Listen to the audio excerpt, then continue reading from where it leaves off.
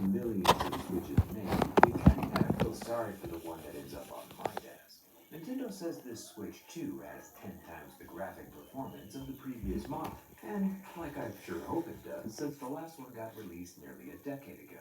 It's hard to be too mad about the delay though, since Nintendo's games are pretty timeless. And they went to great lengths to match my own jerry-rig knife, and I appreciate the effort.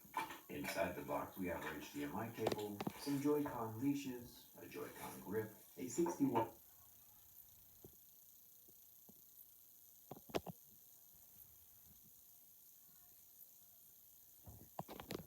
marking up the soft exterior screen is with a glass screen protector.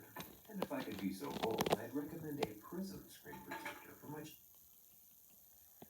What's really cool though is that Nintendo has again inlaid the white letters of the buttons inside the black plastic itself, meaning that no matter how many hours or decades you play this Switch 2, these letters will never rub away. Getting a closer look at the Joy-Cons, we find the secret for how they attach so firmly. The shoulder trigger buttons are actually made with steel this time around.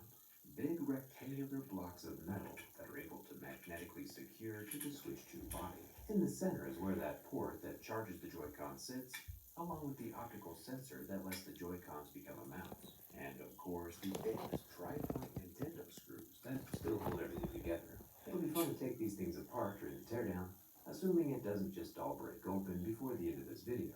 Of course. Now, there has been some concern online about this little port here that receives the Joy-Cons. I'm kind of nervous for it as well, to be honest, but it does have a little play. There's some wiggle back and forth, which might end up being a feature instead of a bug. Being totally rigid would probably make it more prone to breaking, but we'll find out for sure here in a second. You can kind of see the magnetic field that emanates from the dual magnets in the Switch with this piece of green magnet paper. But since the magnets are kind of deeply recessed inside of the Switch 2, we can get a better look when we open her up. Putting the magnet paper on the Joy-Cons themselves doesn't reveal anything, meaning all of the magnets are just inside the casing and not the controller. If the magnets were closer to the surface of the Switch, they would look kind of like these wireless charging magnets on my wrist here. Magnets are pretty cool, and I have no idea how they work. Near the game cartridge slot, there is a top USB-C port that sits right next to a headphone jack and a